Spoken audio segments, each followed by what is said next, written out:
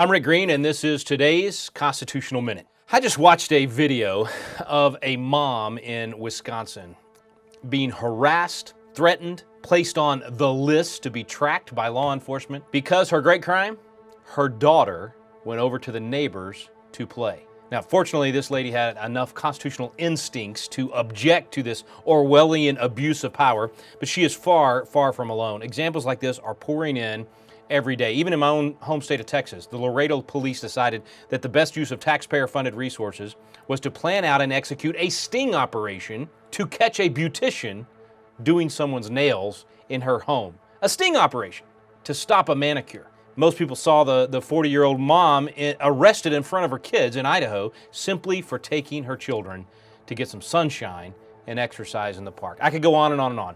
You already know, you're watching these things, you're watching these stories, and you're just as much in shock as I am. And really what it should tell us is that the real pandemic in America is our own civic ignorance of our own history and the Constitution. We're walking around right now in somewhat what feels like a dystopian novel, or worse, it feels like we traveled back to 1930s Germany or some other tyrannical crackdown we never dreamed would happen right here in America. But it is. It's happening. And what we thought would be just a week or two has turned into months with no end in sight for most states. This loss of liberty, this destruction of our economy, and the unfathomable price of increased depression and suicide and domestic abuse, bankruptcies, and so on, it's happening on our watch. How did we get here? And what do we do?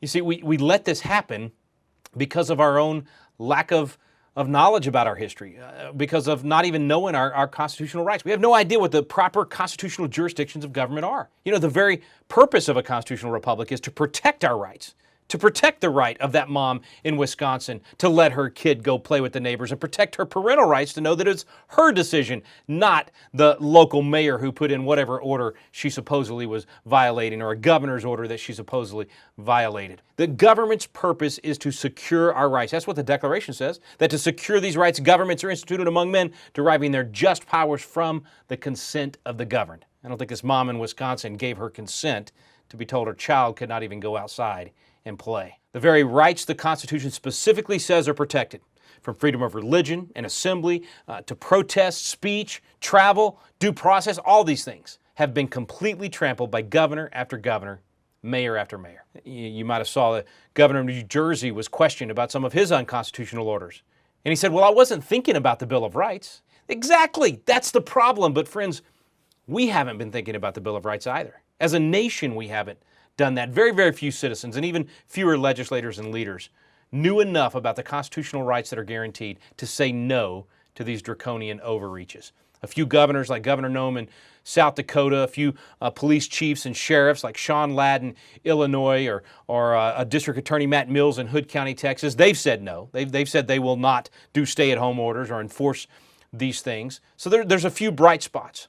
But for the most part, very few compared to the thousands of local officials and 90% of governors who are drunk on power right now and abusing their citizens. And you may not agree with me on this one, but I also don't think you can blame those frontline law enforcement officers. I mean, even though they are the ones you're seeing in these videos, the truth is it's the out of control, unconstitutional orders of governors and mayors that is putting our brothers in blue in impossible positions. Impossible. And the worst part for these heroes is that the image of law enforcement is taking a massive step backwards right now. Bad blood is being created between those in uniform and the very people they are sworn to protect. And it's all because of our public servants who are too ignorant of history and the Constitution to restrain their big brother reactions, their desire to control everyone.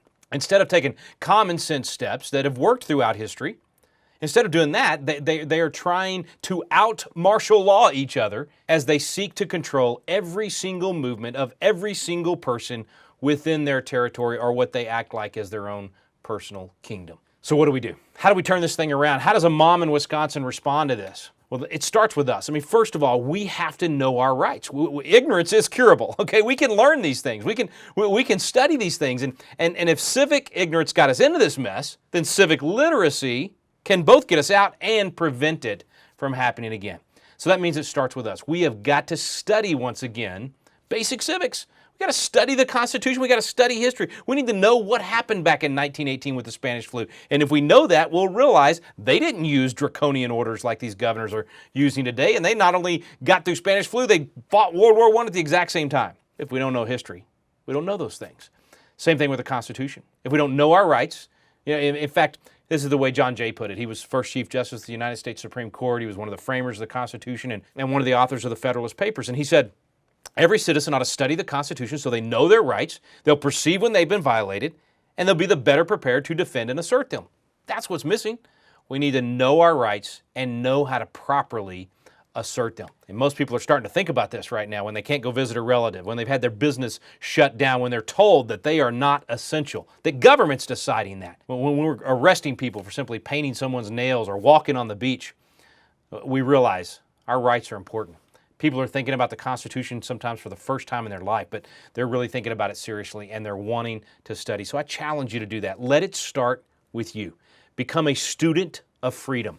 Study the Constitution and get your friends and family to do the same thing. Be prepared to respond appropriately, peacefully. There's a right way to do these things. And we're going to be sharing with you in Constitutional Minutes how to do that. We're going to be sharing with you in our classes. So in fact, if you go to constitutioncoach.com today, constitutioncoach.com. If you go there today, you can watch these videos and learn about your freedoms and how to assert them in specific areas. You can take an entire Constitution class with us. We're giving them away for free and we make it fun. These aren't lectures you fall asleep in. I actually take you to Independence Hall where the Constitution and the Declaration were done. We make it exciting. We actually bring history to life and we make the Constitution applicable to your daily life today. Go to constitutioncoach.com today. Be a part of the solution. Be a patriot and help us restore America's Constitution. I'm Rick Green, and this has been today's Constitutional Minute.